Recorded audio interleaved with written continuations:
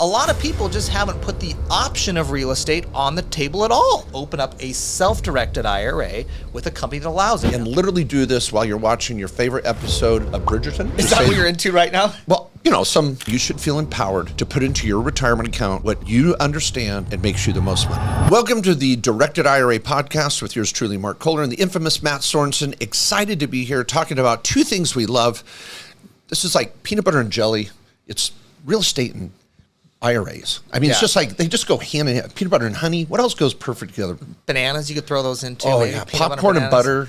Yeah. I mean, all the good things in life, they come in twos, Yeah. Real estate and IRAs. Now, I know a lot of people are thinking, guys, real estate and IRAs doesn't go. I think IRAs and 401ks, I don't connect real estate to that. But yes, your IRA can own real estate. It can own a rental property down the street. It can flip a property. It can private money lend on a real estate deal. It can invest in a syndication. These are all things your IRA can do. You can't do it a broker-dealer IRA, TD Ameritrade or Fidelity, because you can buy broker-dealer stuff there. But you can do it what's called a self-directed IRA, and we want to break that down for you today. Yes, and you veteran listeners to our podcast, thank you for being here. And as you sound like a lunatic out there at dinner parties telling people this is the podcast to share. This will redeem you. This will protect you and indemnify you from this crazy talk that everybody thinks you're a nut job out there going, you can really do this. This podcast, we're going to keep it tight. We're going to explain the why you might do that. Why would you buy real estate inside your retirement account? And then 4 easy steps. I love it. Tell them what those 4 steps are here. We're talking about how do I open a self-directed IRA? How do I get money in it and fund it? How do I actually invest it? What's the process on that? Then how do I manage the property once I own it? My IRA owns the property. How does that work once I own it? Yep. And we have podcast after podcast on breaking down every one of those 4 steps. We have monthly webinars here at Directed IRA. This is a topic, the topic of Matt's book, The Directed IRA Handbook. So you can unpack this down the road later. We just want to get this out there in an easy to understand format. So don't be frustrated if you're like, well, guys, there's more to this. Yeah, we know that. Do you want to spend 4 hours with this? No, we're going to keep this tight in about 25 minutes. So chill out. Yeah. I have 17 chapters of a book, a full-day self-directed IRA conference that we've done for years.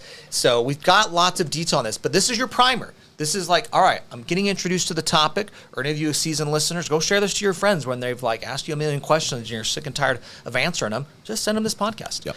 All right, let's talk about why, though. Yes, and I'm not going to get as feisty as I can. Yeah. So thank you for giving me a little rope here. I will not hang myself. Here's the point. When you analyze what you should put your retirement account in, 2 points. One, it should be your decision.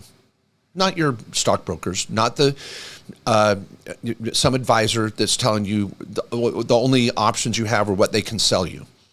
Number one, you should feel empowered to put into your retirement account what you understand and makes you the most money. Number two, when you look at real estate from an individual standpoint, there's a lot of tax benefits, flow through tax write-offs and tax-free cash flow. I get that. And there's a lot of promoters, and we promote buying real estate. We don't sell it. We're here to just give you the best advice we can. But the point being is those tax benefits may not flow through to you because your IRA owns the deal, but what's the overall return on that real estate deal? That's what we want to focus on. If the tax benefits to you personally when you do a real estate deal, yeah, those are a factor. But in this situation, a lot of times you're not even going to pay tax when you buy real estate inside your retirement account. And all of that wealth is going to give you a rate of return that's probably better than what your investment advisor is selling you. And sometimes not. You're going to have diversity and all these variety things. We're not trying to beat up Wall Street here. But just look at real estate from an overall ROI and what's best for your retirement account. And don't forget, you're the one in control. Yeah, I love it. Take control of your retirement account already, and invest in what you know. We could just trademark that. Yeah, not to be used without the express written consent of Matt Sorensen Inc. All right, so here's how I like to think about it. Look at your IRA or 401k and what you've made in it the last 10 years. Look at the rate of return and be like, could I have done better? And I don't know what you've been invested in. Maybe you invested in some great things. You're like, guys, I crushed it. Cool, keep doing that. I'm not telling you to do anything different, but a lot of people just haven't put the option of real estate on the table at all. They haven't even considered it. And we're telling you, you can do it. It takes a self-directed IRA. We're going to break it down. And if you like real estate, if you believe in it, if you think the cash flow on it, the appreciation, all the benefits that can come from real estate is going to give you a better return. So you're going to have a bigger retirement account when you hit 59 and a half. That's why we're saying buy real estate. I bought real estate in my retirement account. Mark's bought real estate in his retirement account. Why do I love it? I love it because I've made more money. My account has grown more from the real estate deals than it has from the mutual funds and ETFs. And yes, I've done a little bit of both. I've done other investments in my retirement account. But that's why you should do it. At the end of the day, we want to have a large retirement account, the largest possible. We want our money to be as effective working for us as we can. And real estate should be on the table as a consideration. And Matt, I like what you just said. I never put math to it on our show. I'm going to do it right now. Yeah. What Matt said, take your 401k, maybe look at your oldest statement you can find to try to get the history. Let's say 6 years ago, your 401k was worth $300,000. And today it's worth $450,000. It doesn't matter what it made every year, what the fees were, what the hell is it worth today compared to 6 years ago. So it went from $300,000 to $450,000. That means your 401k made $150,000. So if you take $150,000 and divide it by 6 years, that's $25,000 a year is the average that it made. And then you divide that by, what was your initial amount? $300,000. That's what you started with. That's an 8.3% rate of return. Now that's pretty good. After all the fees that are buried in 401ks, we see a lot worse than that. But that's the math. You made 8.3% on your 401k in the last 6 years. Could you do better than that? Mm-hmm. A lot of real estate does. Yeah. Yeah. And we're not going to get into that on today's podcast on analyzing a deal. I wish there was a podcast that would do that. Yeah, I don't know where to send people to find that information and figure it out. How do you analyze a real estate deal? I think we have something. We did a podcast, guys. Main Street Business Podcast, our sister podcast. We just did an episode on how to analyze a real estate deal. This is the same for your IRA versus you individually. We're looking at what is the property worth. If I'm getting a mortgage on it, what's my cost of the mortgage? What are the homeowners, the property taxes, the homeowner's insurance or the renter insurance? Yeah. What's my rental income? We're going to look at the cash flow, the appreciation. We're going to consider all that into whether you do the deal or not. Yep. So get over to Main Street Business Podcast. Hopefully you've subscribed that as well. And that whole podcast is how you analyze the deal. All right, now where are we at so far? We've said IRAs can buy real estate. We've talked about why you might do it, and that's to get the best return you can in your retirement account, and you have the control. We've given you a podcast to go analyze deals and start learning how. We have a spreadsheet we give you and some things to help you along the way. No cost on that. And now there's 4 simple steps. You're like, okay, I'm in. I'm going to start analyzing deals. How do I do it, guys? And I have to say, I want to give complete credit to the CEO of the Directed IRA Trust Company, Matt Sorensen. These 4 steps. Directed Trust Company, Directed IRA. We have so many different ways we say it, but I just love it. DirectedIRA.com, that's just what we're all about. So okay, so number 1's open. This has got to be hard. I mean, if only there was some way online you could open an account quickly. It's easy. 5 minutes, you can go online and open it up, or you can book a call with one of our team members and they can answer your questions. But the key is you need a self-directed IRA. I know a lot of you listening are like, well, Matt, I called up Fidelity and I said I wanted to buy the rental property at 123 Green Street with my IRA, and they said I couldn't do it. That's because Fidelity IRAs can't do it, okay? Fidelity's a broker-dealer. When you have an IRA there, you can buy what they sell, which is stocks and mutual funds. So if you want to do real estate with your IRA, you're going to need to open up a self-directed IRA with a company that allows it. Now, there's like 20 different companies that offer self-directed IRAs where you could invest in real estate with your IRA. This could be a Roth IRA, traditional IRA, SEP IRA, doesn't matter. But you're going to open up the account that you have typically. Let's say you have a traditional IRA at Fidelity. We're going to open up a traditional IRA at Directed, and we're going to get to step 2 here. And yep. And then before you go farther to step 2, I just wanted to say I love how you just explain the simplicity of it. You can go online and literally do this while you're watching your favorite episode of Bridgerton. I want to just say, is that what you're into right now? Well, I'm just saying some ladies are. Not me. My wife Michelle's watching it right now, and I was like, let's watch something else. Oh, come on. It is quite romantic. We're watching Presumed Innocent on Apple TV with Jake Gyllenhaal. Oh, yeah. Okay. That's intense. Right. All right. Yeah, so anyway, while you're watching your favorite show, I was going to say sitcom. That's a way old term. While you're watching your favorite show, literally you can go online, open an account. But I want to just point out, this account has no money in it. See, you're just opening the account that you're going to do this deal with. That's step 1. And then I cut Matt off when he was about to say, no, we've got to put some money over there. Yeah, well, let me just finish the last thing on step 1. You need to open the account. And I was saying there's 20 companies that can do this. Yeah. There's one that's really good at it. You happen to be listening to their podcast, the Directed IRA podcast. So damn straight. So just open it here, right? Yep. Okay, now you got to get money into it, though, right? Because guys, I got to buy real estate with this account. I opened it. It's got zero in it. Okay. The most common person who self-directs their IRA already has an IRA or an old employer 401k at Fidelity, at TD Ameritrade, at their wherever. It's at Vanguard. And so typically what you're going to do is you're going to do a transfer of funds or a rollover, where you're going to move it from the old employer 401k, where you're going to move it from your TD Ameritrade IRA, and it's going to come over to directed IRA. Now, our team will do that transfer for you. We'll help you submit that form, and it takes, depending on the company, 3 to 5 business days, 2 weeks for some of the old school companies. But then your account is funded, but it's coming from your existing broker-dealer IRA typically, or your old employer 401k. Okay, now that's step 2 is you're funding this account that you're going to invest out of, and you may have that. It could be the time of year where you can put a new contribution in as well. You haven't contributed for this year. You may be opening an account for your spouse, your kids at the same time, because you're like, hey, we're all going to go in on this deal. So you could be opening multiple accounts, multiple different types of accounts. You could say, well, I've got an old Roth over here. I got an old IRA over here. You can do that too. Our team will walk you through it. And again, we have longer podcasts and information on that process. Yeah. Funding the account. I just want to throw this out too. I get people sometimes say, well, I don't have an IRA. I just have this big 401k. And I'll say, how did you get that 401k? Well, I guess it kind of grew over 2 or 3 employers. You know, I kind of rolled my old 401k to this new employer, and then I got another job and I rolled my 401k there. Oh. All of that old 401k money from other employers that didn't derive from your current employer, you can call up HR over there and go, I want that money rolled out. Because that's your old 401k money that you just happen to pool at your current employer.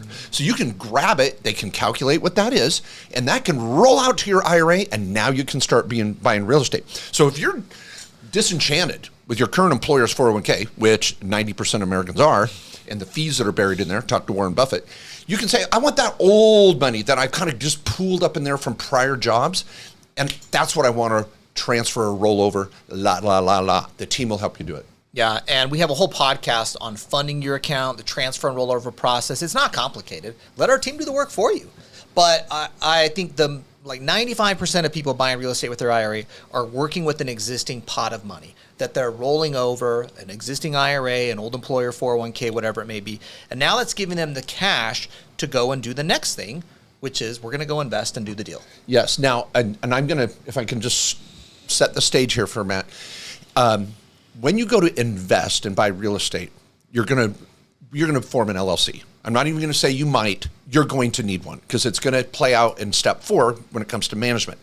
But also it unlocks this ability to pool other retirement accounts into that same LLC. So what I just alluded to, when you're opening your account, if you're a dad like me, you're like, holy crap, I wish my kids could get in this deal too. Oh, each one of them has a little Roth here or there. Oh, my spouse has an IRA over here. So when you're in that stage 1 of opening and 2 of funding, you might be thinking, oh, I've got some other accounts that are just lackluster or hanging out over here. I don't know what the hell's in them. So when you get to this piece of investing and creating this LLC, I think it's critical that you look at the big picture. Yeah, let me break that down because some of you are like, whoa, LLC. I went next level. I know, I went next level. He went and dunked on me here. Jeez, can we warm up a little? Well, you can't invest without the LLC. I guess I probably stole some thunder. I'm going to recommend it too, yeah. But let me see what your first option is I can just have my IRA buy the property. Now, let's just talk about your IRA buying the property with cash first. We're going to talk about getting a mortgage. That's simple. Yeah, okay? It's conceptually. Yeah, not very common, but simple. I roll $200K over from my old employer 401K or my TD Ameritrade IRA. That $200K goes and buys a rental for cash for $200K.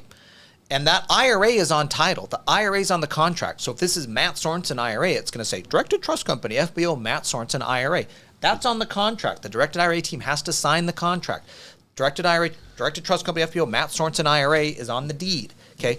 And so my IRA owns it. Matt Sorensen doesn't own this property. My IRA owns it. I like it. Okay? You're breaking down the concept. All right, got to break it down. And then the income is getting, so there's rent coming in. That goes to my IRA. It doesn't go to Matt Sorensen. It goes to my IRA. When I sell the property and there's a gain, that gain goes to my IRA. No tax on any of those things. You know, and a good point here to emphasize Matt's, because sometimes it's like you need to understand 2 + 2 = 4 before you can do algebra. Mm-hmm. And so I like that you're doing this because some people will go, yeah, I own some real estate. I go, oh, you do? Well, it's in my IRA. Then you don't own real estate. Yes. Your IRA owns real estate. And we want to change that vernacular and that mindset because it can get really confusing for your planners and advisors. Yeah. And so you have to remember, this is not your property. It's not going to pay your bills. It's not your cash flow. You can't write off your cell phone in there. This is your IRA's deal as if it owned Tesla. So I love your point. Yeah, and your IRA is getting all the income and it's getting all the appreciation, right? It's growing. Your retirement account balance is growing because you invested in something. Hopefully you did a good deal.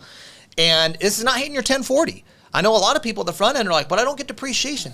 You don't pay tax. What good is depreciation? Depreciation offsets taxable income. There's no taxable income in my IRA. Oh, and before we get to LLC, can I add another point? I'm so excited, having a good time. Maybe it's this Rockstar. It's a good month. Good mix. It's a good mix. Good batch. The Rockstar recovery. Yeah, when I'm drinking, when they say, "What are you drinking?" That's a good batch. That sounds. Yeah, there's fentanyl in it. Yeah, the 2024 vintage is really good. Yeah, it's scary. Have you seen? They sell now. There's an energy drink called Liquid Death. I know, it's just sparkling water. That's what I drink. You do? Yes. Gosh, it sounds terrible for you. It's delicious. I wonder why they sold it at Sprouts. I'm like, what the hell? I can't even get a Diet Coke at Sprouts, but they sell Liquid Death. They have Machine Gun Mango and what are they? Twisted Lime. They're just trying to sex up something that tastes gross anyway. They have all these cool names. All right, okay. I knew I didn't like it. Zero calorie. Yeah, if the Sprout sells it, I already know I don't like it. So, okay, there we go. Now, you could get it at any Circle K. Okay. All right. Right over. Any truck stop. I can't get it now, too. Yeah. I can't get my drink at Sprouts. I'm telling you, they've drawn a line in the sand for me. Okay, now here's another point. Getting back on track here. Before we can get to this LLC concept, we were just talking about this IRA buying this deal outright. Now, some of you may be going, well, I don't have enough cash. Your IRA can get a loan. Your IRA can get what's called a non-recourse loan. Now, it's going to, these banks, we have a list of banks that will help with this all day long. They may want 40 or 50% down. Well, that still allows you to get into a deal you may not otherwise be able to. And here's the bonus. You're going to have greater cash flow because mortgage payment's going to be less. You're putting more money down. It's going to be more safe and secure. If there's a bump in rent, it's going to be okay. You've got extra cash flow to handle that. But the property's appreciating. The mortgage is going down. And that 8.3% over the last 6 years starts looking pretty damn crappy because you might be averaging 15, 20, 25% ROI because the cash is just going back into the deal, back into the deal, back into the deal. The mortgage balance is less than it would be on a normal deal of yours, and the property's appreciating. So that's the power of this, is that you don't have to have all the cash if you don't have it. Yeah, and typically with your IRA or 401k, like you're going to buy a stock or a mutual fund, you want to buy 100,000 of Apple stock, you better have 100,000 in your account. You can't use margin in a broker-dealer with your IRA or 401k. Nor would you want to. But you can when buying real estate. Again, you need to make sure it's a non-recourse loan. Work with the banks that do these. There's banks that have departments doing this for single-family loans. It's got to be income-producing. Buy and hold. 30 to 40% is kind of what you're going to see. Sometimes they'll have a 10% contingency you have to have held back. Why Mark went up to 50. But that non-recourse loan is just unique that if the IRA defaults on the mortgage, the bank simply can take the property back. They can't go after the IRA or you personally because you're not guaranteeing it. You're not on the hook. This is just your IRA. So now I've got more purchasing power. And that's how I bought my first deal, by the way, with my retirement account. I didn't have enough. I bought an $85,000 property. This is my first deal I did. I put $40,000 down and I got a non-recourse loan for the balance. And what I did on my first real estate deal, it was out of my health savings account. News alert, you can even do this with your HSA. I put down 10% on a $40,000 low-income housing meth lab. It's adorable. And I put down $4,000 and got a seller carryback at 36. So I was in a deal, cash flowing, literally cash, $300 to $400 a month in my health savings account with, again, no personal guarantee. And because it was a seller carryback, I was able to get in at 10% down. Creative acquisition. So there's every deal under the sun. This is when you start to really learn about things. Okay, now on the invest. So you know that you get more power. You're going to, the IRA owns the deal. Now you could pool IRAs, and that's where I get excited. Can you mention your take on the LLC? Yeah. And let me say one other thing. If you get debt, there is a tax called UDFI. We have separate podcasts on that. I got a separate chapter on that where the IRS is like, oh, you brought in debt. We want to tax profits from the debt. Profits from the IRA, you still don't pay tax, but there is a little calculation on that. A lot of times it doesn't matter, but I just want to throw that out there so make sure everybody knows about that. A lot more content on that separately. We can't dive into that today. Now let's get to the IRA LLC, though.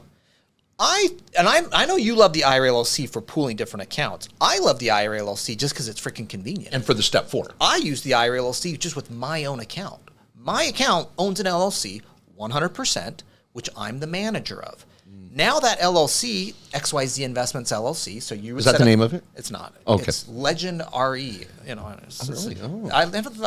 I'm starting to do my LLC names after albums that I like. So it's like Bob Marley Legend. Okay. You know, I like that's that. where I went with that. Mine was you know. Kohler Reynolds. It was pretty lackluster. I got Octoon Baby LLC coming up soon. Ooh, yeah, there you go. Oh, and did you see? I saw Bono at the Sphere. Did you hear who's coming to the Sphere in 3 months? No. Eagles. Oh, the Eagles. Yeah, it's going to be good. Yeah. love I me still some want Eagles. Metallica at the Sphere. Hotel That's going to be California. life-changing. Yeah. Yeah, that'll be good. Yeah, Okay, okay. a little Enter Sandman. Yeah. All right, back to the show. Okay, my retirement account owns an LLC 100%. And I'm the manager of the LLC. I don't own the LLC. I'm just manager of the LLC. Manager of an LLC is like president of the corporation. That means I can sign for it. So what happens is you can have your IRA invest all of its cash into an LLC, 100%. So now what does your IRA own? It doesn't own real estate. It owns an LLC 100%. That LLC is going to have a bank checking account. We use Titan Bank. They're great. They understand what the heck IRA LLC checking accounts are. You can use any bank, but use them because they're good. I'm the manager. That LLC now can go buy property. Now when I'm going to buy property, it's not directed trust company, FBO, Matt Sorensen IRA, and you got to send it to directed trust company to sign and approve and process and send the money and the wire and cut the check. No.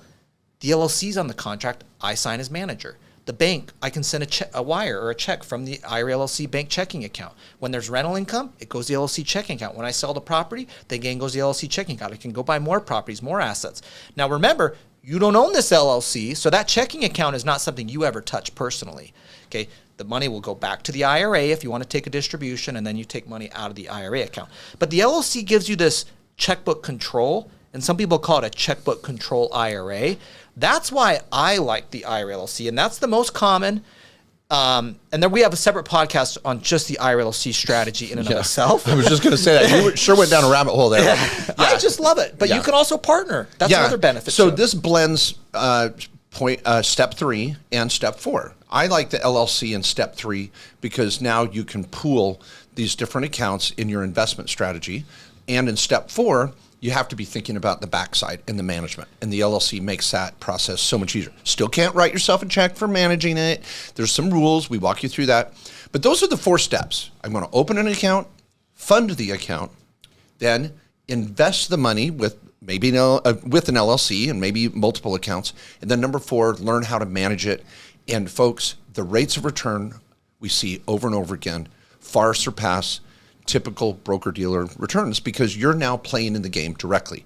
Now, if you want to do syndications, you want to do notes, you want to do all sorts of real estate, commercial, single-family home, storage units, raw land, sky's the limit. So we just wanted to, in an easy-to-explain format here today, summarize how that process works. If this hasn't been intriguing to you at all, please go back. I would recommend the first 20 episodes of our podcast. We go through the basics and build upon it. Then you can scroll through and find the podcasts that really speak to these different steps. Get a consult with one of our lawyers that would set up the LLC. That's at KQS Lawyers. And start talking to the representatives at Directed IRA who are going to help you in the open and funding stages.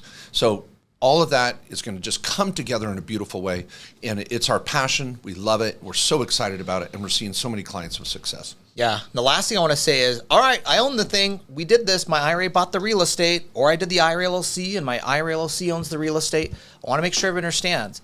This is for investment purposes. You're not buying this house to live in or have personal use of. You're not buying properties that you personally own with your IRA. Okay, so there's certain rules called prohibited transaction rules. Again, separate podcast episodes, 3 chapters in my book on that.